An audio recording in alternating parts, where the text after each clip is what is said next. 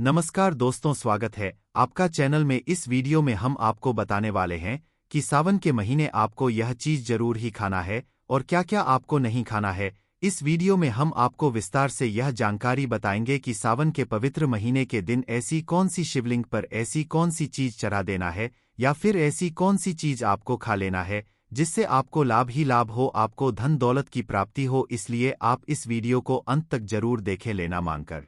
चलिए, अगर आप इस वीडियो को अंत तक देख लेते हैं तो मैं सौगंध आता हूं कि आपकी जो कोई मनोकामना है वह पूर्ण न हो जाए तो मुझे बताना। दोस्तों, यह उपाय अभी तक हम लाखों और करोड़ों व्यक्तियों को बता चुकी है, इसलिए इस उपाय को आपको भी हम बता रहे हैं। और आपसे एक विशेष अनुरोध है कि इस वीडियो को ज्यादा से ज्यादा शेयर करें जिससे कि हर एक भारतीय नागरिक तक जरूर पहुंचे, और कमेंट में हर हर महादेव अवश्य लिखें। दोस्तों, आपको कौन सी चीज है जो भूलकर भी नहीं खानी चाहिए? हमारी माताएं बहनें सावन के पवित्र महीने में सोमवार का व्रत रखती है और उनका व्रत खंडित न हो जाए, इसके लिए माता बहनों को यह बातों पर विशेष ध्यान करना चाहिए कि वह क्या खा रही है और क्या नहीं खा रही है। दोस्तों, सावन का महीना साल में सिर्फ और सिर्फ एक बार ही आता है, इसलिए एक ही बार पड़ती है और इस दिन किए गए उपाय एवं कार्य से लाभ ही लाभ होता है। भगवान महादेव की कृपा विशेष रूप से होती है। दोस्तों, आपको बता दें कि अगर सावन के दिन कुछ ऐसा या पैसा खा लिया जाए तो महादेव का क्रोध का सामना करना पड़ता है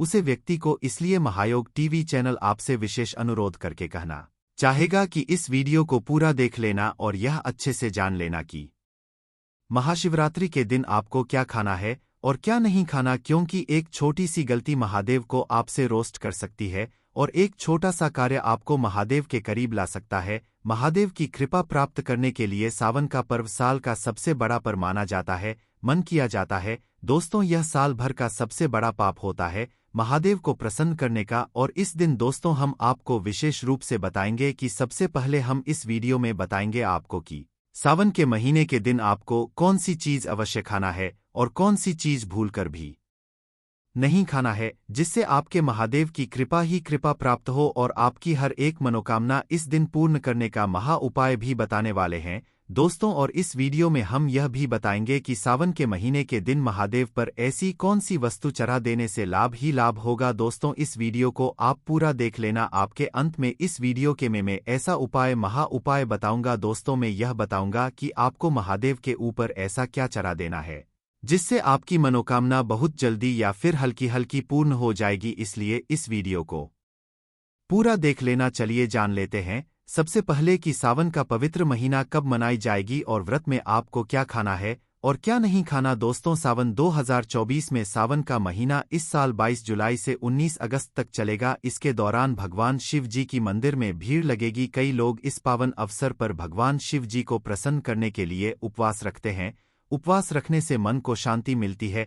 अगर आप भी इस खास अवसर पर उपवास करने जा रहे हैं तो अपनी सेहत का विशेष ध्यान रखें, साथ ही इस बात का ध्यान रखें कि इस अवसर पर क्या खाएं और क्या ना खाएं। आज हम आपको इस लेख में व्रत के दौरान क्या खाना चाहिए और क्या नहीं खाना चाहिए के बारे में विस्तार से बताएंगे। लिए जानते हैं सावन पर क्या खाएं और क्या ना खाएं, सावन के सोमवार व्रत में क्या ना खाएं। दोस्तों, इस वीडियो के अंत में मैं आपको यह भी बताऊंगा कि आप महादेव पर ऐसी कौन सी चीज चढ़ा देते हैं जिससे महादेव आपसे सबसे जल्दी प्रसन्न हो जाते हैं और मनोवांछित फल प्रदान करते हैं।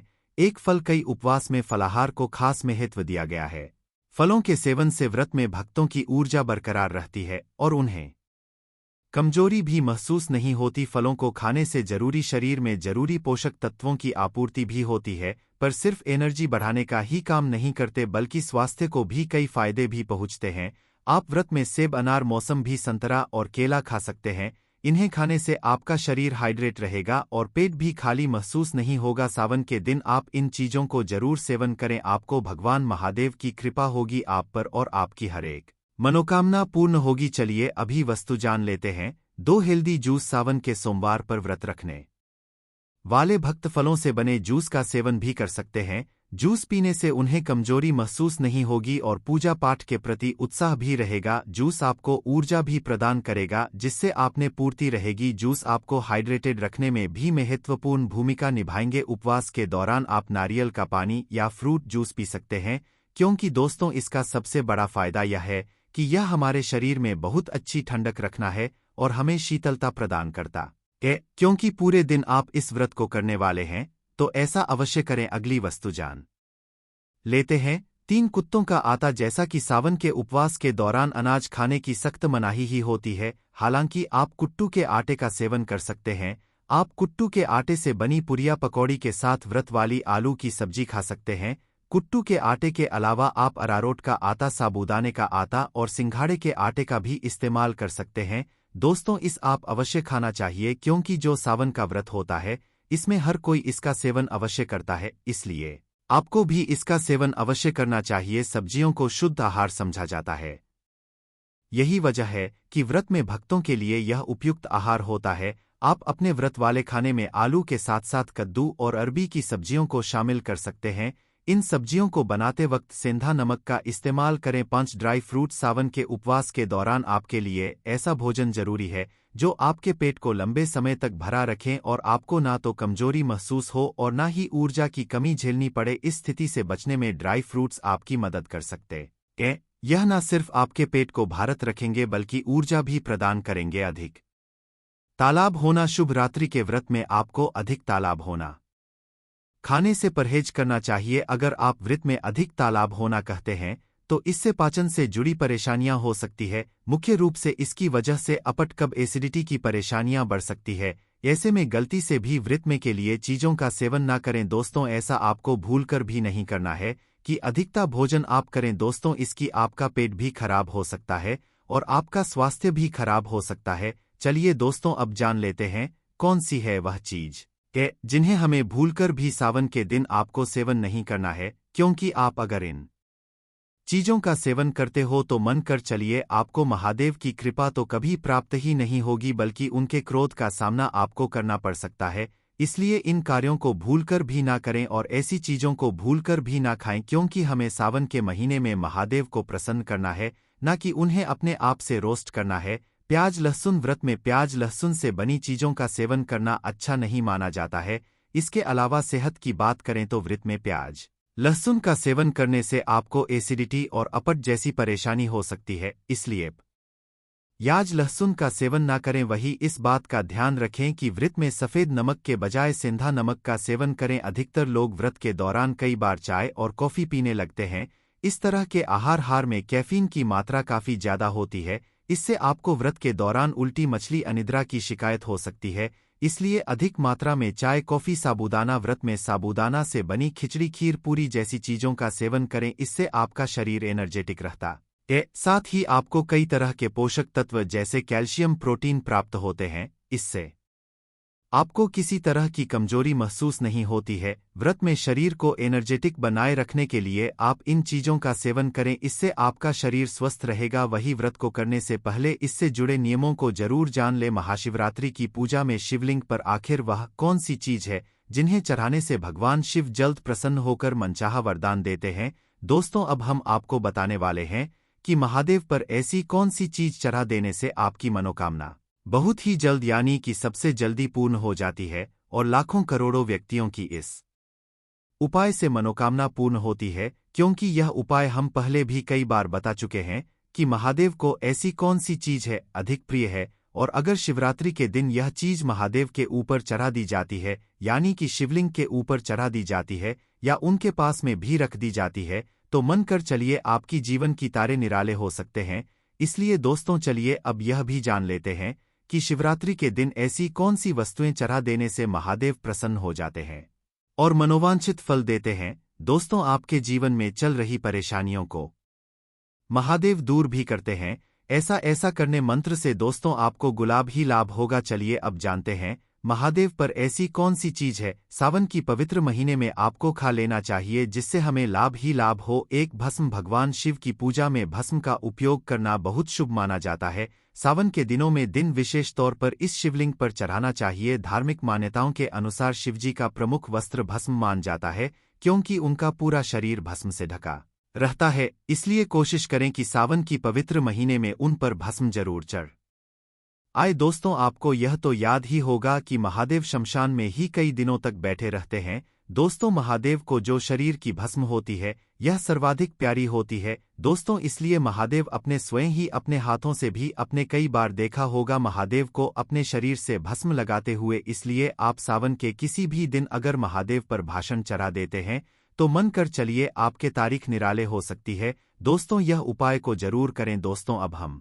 अगला आपको उपाय बताने वाले हैं दोस्तों। अगला उपाय बताने से पहले आपने जो भाषण चढ़ाई है उसको चढ़ाते समय आपको एक मंत्र का भी उच्चारण जरूर करना है। ओम नमः शिवाय, ओम नमः शिवाय, ओम नमः शिवाय। इस मंत्र का आपको 3 बार जाप करते हुए 3 बार ही आपको भाषण चढ़ती है दोस्तों। अगला उपाय अब हम आपको बताते हैं कि अगले उपाय में आपको क्या करना है। 2 बेल सावन में शिवलिंग पर अन्य फलों के अलावा बेल का फल चढ़ाना भी बहुत शुभ माना जाता है। ज्योतिष के अनुसार मानता है कि शिवजी पर यह फल अर्पित करने से वास्तु दोष भी दूर होते हैं और घर में सुख शांति आती है दोस्तों। आपको यह तो ज्ञात ही होगा कि बेलपत्र एक बेलपत्र मात्रा नहीं है, बल्कि यह हमारे प्रिय महादेव की सबसे प्रिय माना जाता है दोस्तों। अगर आप सावन के दिन बेलपत्र आपको चढ़ा देना है महादेव की शिवलिंग पर चढ़ने से पहले आपसे दोस्तों कुछ विशेष बातें मैं आपको बताना चाहूंगा कि बेलपत्र को चढ़ाते समय इस बात का अवश्य ही ध्यान रखें कि बेलपत्र कांटा पीटा ना हो और बेलपत्र एकदम साफ होना चाहिए। इसलिए बेलपत्र को आप अपनी से अवश्य खोलें और इसको अच्छे से साफ करने के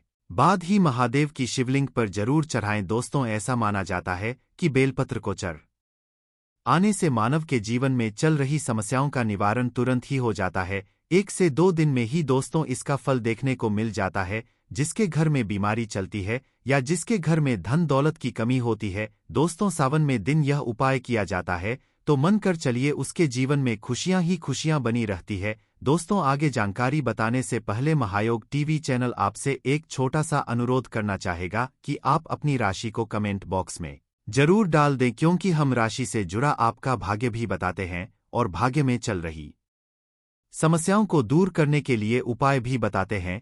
इसलिए आप अपनी राशि को कमेंट बॉक्स में जरूर डाल दें और दोस्तों आप इस वीडियो को दबाकर शेयर करें जिससे हर एक भारतीय व्यक्ति का लाभ ही लाभ हो। और इस वीडियो को लाइक, चैनल को सब्सक्राइब अवश्य करें। चलिए जान लेते हैं आगे। मान्यताओं के अनुसार भगवान शिव की आंख से निकले आंसुओं से निर्मित रुद्राक्ष उन्हें अर्पित करना शुभ होता है। नेता है कि ऐसा करने से वह जल्दी प्रसन्न होते हैं और भक्ति पर अपनी विशेष कृपा बरसाते हैं दोस्तों। इसके पीछे एक पौराणिक कथा है कि महादेव के जो आस निकले थे दोस्तों, इस यह प्रकट हुई थी और इसे एक बहुत ही प्यारी मानता है कि आप इस उपाय को करते हैं तो आपकी आंखों में या कानों में या आपके चेहरे पर जो कोई आपके शरीर का कोई हिस्सा, पर का कोई हिस्सा, हाथ का कोई हिस्सा काम नहीं कर रहा है या फिर बहुत बीमारी से गुजर रही हैं तो वह बीमारी तुरंत ही ठीक हो जाती है।